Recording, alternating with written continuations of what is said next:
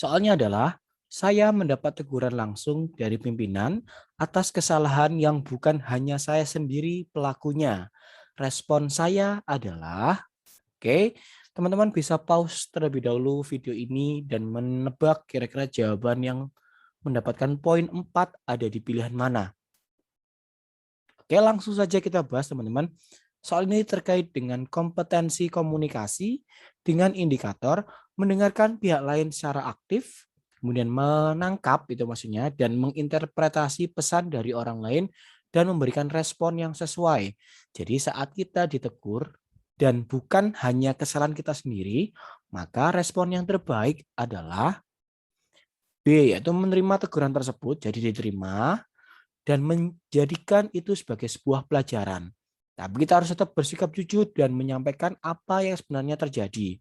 Apalagi ini bukan kesalahan sendiri dari kita. Jadi ini ada nilai positifnya ya teman-teman. Jadi diterima, jadikan pelajaran dan kita bersikap jujur meskipun di sini ada mengadukan pihak lain. Jadi berkata jujur itu lebih baik ya daripada kita menutup-nutupi segala sesuatunya. Nah, di sini yang mendapatkan poin 3 adalah opsi D, hanya mengadukan. Jadi tidak ada unsur positifnya ya. Tidak seperti B yang paling bagus di sini teman. Yang paling bagus tapi realistis ya. Kemudian opsi A itu mendapatkan poin terendah yaitu membantah dengan tegas. Jadi tidak boleh kita bantah. Nanti malah pimpinan malah semakin marah dengan pelanggaran yang kita lakukan. Gitu ya teman-teman untuk soal ini. Kita lanjut ke soal berikutnya. Anda seorang asisten ahli dari sebuah perusahaan, namun tidak begitu menguasai teknologi atau disebut sebagai gaptek ya, gagap teknologi. Di era adaptasi kenormalan baru atau AKB, new normal ya, dampak pandemi COVID-19 menurut Anda untuk membuat sistem baru secara digitalisasi untuk diterapkan di perusahaan tempat Anda bekerja. Menanggapi hal tersebut, hal yang sebaiknya Anda lakukan adalah, oke bisa di pause dulu teman-teman videonya dan menebak jawaban yang tepat. Oke, sudah ya. Langsung kita bahas teman-teman. Nah, soalnya terkait dengan kompetensi mengelola perubahan dengan indikator mengantisipasi perubahan yang dibutuhkan oleh unit kerja secara tepat, memberi solusi dari dampak perusahaan atau dampak perubahan. Nah, teman-teman, kalau ada suatu perubahan, kita harus cepat tanggap ya dari perubahan itu. Nah, di sisi lain di soal ini kan dijelaskan bahwa orang ini gaptek, maka hal yang terbaik mana? Ya, opsi D ya jelas yaitu menerima teknologi baru itu, kemudian mengkolaborasikan idenya. Jadi kan dia pasti punya gambaran ya. Jadi dia bisa mengomunikasikannya kepada si IT atau programmer yang membuat sistem digitalisasi ini. Ya, yang mendapatkan poin 3 itu adalah opsi C, ikut mengembangkan teknologi tersebut bersama IT dari perusahaan Anda dan Anda membantu menggerakkan anggota yang lain. Ini juga bagus sebenarnya. Tapi di sisi lain kan kita harus cepat tanggap. Jadi dari opsi A, B, C, D yang menunjukkan sikap cepat tanggap kita itu ada di opsi D, yaitu menerima teknologi itu. Nah, kenapa tidak B? B ini juga menerima, tapi di sini menyerahkan segalanya pada IT tanpa andil dari kita. Jadi itu teman-teman negatifnya. Itu ya. Kita lanjut ke soal berikutnya. Anda adalah seorang ketua dari sebuah perkumpulan seni grafiti di kota Anda yang memiliki peraturan bahwa setiap anggota perkumpulan tersebut dilarang mencoret-coret fasilitas umum di kota. Suatu ketika, Anda mendapati salah satu anggota perkumpulan Anda melanggar peraturan tersebut. Sikap Anda menghadapi anggota yang melanggar peraturan tersebut adalah, oke bisa di pause dulu teman-teman. Oke langsung saja kita bahas. Nah, soal ini terkait dengan unsur kerjasama, yaitu menciptakan hubungan kerja yang konstruktif dengan menerapkan norma atau etos, serta meningkatkan produktivitas dalam organisasi. Jadi di sini ada unsur menerapkan norma ya, atau etos kerja. Jadi bisa juga ke dalam integritas teman-teman. Jadi kita menerapkan nilai-nilai yang sudah disepakati gitu ya. Dijelas yang mendapatkan poin tertinggi di sini adalah opsi A, yaitu menegur dan mengingatkan kembali akan pernyataan yang sudah dibuat bersama serta meminta yang bersangkutan bersikap konsisten. Nah, jelas. Jadi ini ada unsur integritas juga di situ dalam soal ini ya. Nah, di sini yang mendapatkan poin 3 adalah opsi B, mengingatkan dan meminta masing-masing anggota untuk membaca kembali, itu juga bagus. Dan mendapatkan poin terendah ada di opsi D, sekedar mengingatkan saja, bahwa mereka sudah dewasa. Jadi gitu ya. Oke, sudah jelas teman-teman bahwa opsi A yang paling bagus ya, sisi positifnya, menegur dan mengingatkan kembali. Oke, kita ke soal berikutnya. Suatu pagi, ada salah seorang wali murid yang mendatangi Anda untuk mengajukan keringanan biaya sekolah dengan membawa surat keterangan tidak mampu dari desa setempat. Kebetulan Anda adalah satu-satunya guru yang sudah berada di sekolah. Melihat hal tersebut, hal yang sebaiknya Anda lakukan adalah gitu ya. Nah, soal ini terkait dengan unsur pelayanan publik. Jadi si wali murid kan sebagai publik yang harus kita layani ya. Apalagi di soal ini dijelaskan bahwa kita adalah satu-satunya guru yang sudah ada di sekolah. Nah, indikatornya adalah melayani kebutuhan, permintaan, dan keluhan pemangku kepentingan, teman-teman. Jadi yang paling baik dan mendapatkan poin 4 adalah opsi C. Mengajak wali murid tersebut menunggu di ruang guru dan membantu menyampaikannya kepada atasan saat tiba nanti. Gitu ya.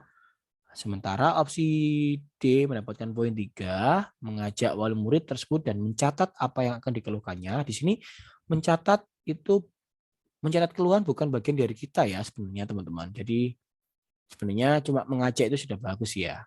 Maka di sini opsi C itu juga poin tertinggi karena di sini ada unsur membantu menyampaikan kepada atasan. Bisa jadi apa? Ada tamu, ada wali murid yang meminta keringanan ini, nanti lebih jelasnya akan menghubungi bapak atau ibu sendiri gitu. Jadi di sini kepada wali murid itu sudah ada unsur pelayanan publiknya. Nah, yang mendapatkan poin terendah di sini adalah opsi B, menjelaskan bahwa sekolah tidak akan memberikan keringanan biaya pendidikan. Itu bukan ranah kita juga, kan kita di sini adalah sebagai seorang guru. Dan di sini juga bahasanya di opsi B ini malah melukai ya hati dari si wali murid tadi. Pak Bani harus menyelesaikan sejumlah proposal di kantor. Namun pada saat jam pulang kantor, Pak Bani belum juga menyelesaikan proposal-proposal tersebut. Padahal besok pada pukul 8.00, proposal-proposal tersebut harus segera diserahkan ke unit lain untuk dicek kebenarannya. Jika Anda adalah Pak Bani, maka hal yang sebaiknya dilakukan adalah, oke, silakan di pause dulu videonya, kemudian tebak jawaban mana yang mendapatkan poin tertinggi teman-teman dari soal ini. Oke, sudah? Oke, langsung saja kita bahas soal ini. Jadi teman-teman, soal ini terkait dengan kompetensi pelayanan publik dengan indikator membangun sinergi antar unit kerja di lingkup instansi yang dipimpin. Jadi, kalau ada suatu pekerjaan akan terasa lebih ringan apabila ada unsur kerjasama. Jadi ini sebenarnya selain pelayanan publik juga terkait dengan unsur kerjasama, yaitu itu ya menyelesaikan masalah bersama-sama. Jadi akan terasa lebih ringan apabila dilakukan secara bersama-sama dalam satu unit kerja, gitu teman-teman. Jadi sesuai dengan deskripsi yang saya sebutkan, maka jelas yang mendapatkan poin tertinggi di sini adalah opsi C, yaitu meminta bantuan rekan kerja satu tim agar proposal tersebut segera terselesaikan. Kemudian disusul oleh opsi B, kemudian opsi D, dan yang terakhir adalah opsi A. Nah, kenapa di sini? Nah, opsi A di sini yang mendapatkan poin terendah karena ada unsur pemaksaan ya di sini. Jadi segala sesuatu yang dipaksa itu akan tidak menyelesaikan masalah. Dalam hari ini proposal-proposal tidak akan terselesaikan. Kecuali kita meminta bantuan dengan bahasa yang baik, maka teman akan tergugah sendirinya ya apabila ini satu tim, sehingga tugas-tugas yang ada itu segera terselesaikan. Gitu ya teman-teman. Kita lanjut ke soal berikutnya. Rani adalah seorang peserta didik yang memiliki bakat menonjol di bidang pencak silat. Ia menyatakan keinginannya untuk mewakili sekolah pada suatu perlombaan pencaksilat di tingkat kabupaten. Banyak guru yang tidak setuju karena Rani dinilai sering membolos dengan alasan sedang latihan pencaksilat. Jika Anda adalah wali kelas Rani, maka hal yang akan Anda lakukan adalah, oke, silakan di pause dulu teman-teman videonya dan tebak kira-kira opsi mana yang mendapatkan poin 4 di sini. Oke, sudah. Kita bahas dulu teman-teman soal ini. Ya, jadi soal ini terkait dengan kompetensi komunikasi dengan indikator menyelesaikan atau menyampaikan, mohon maaf, suatu informasi yang sensitif atau rumit dengan cara penyampaian dan kondisi yang tepat. Di sini kita sebagai wali kelas juga harus menjaga itu ya psikologinya si Rani. Dia memboloskan dengan alasan latihan. Jadi di sisi lain kita juga harus menjaga asanya dia gitu ya. agar dia tetap mengembangkan bakatnya. Jadi kita tidak boleh meng-cut dengan bahasa yang tidak baik. Maka di sini kan disebutkan bahwa dengan penyampaian yang tepat. Jadi dia juga si wali kelas harus memberikan saran yang berupa win-win solution ya. Jadi harus melakukan pendekatan kepada Rani ya. Terus memberikan nasihat agar dia tidak membolos. Di sisi lain dia juga memberikan pengertian pada guru-guru yang lain terhadap potensi yang dimiliki oleh si Rani. Jadi di sini ada unsur win-win solution di situ. Ya.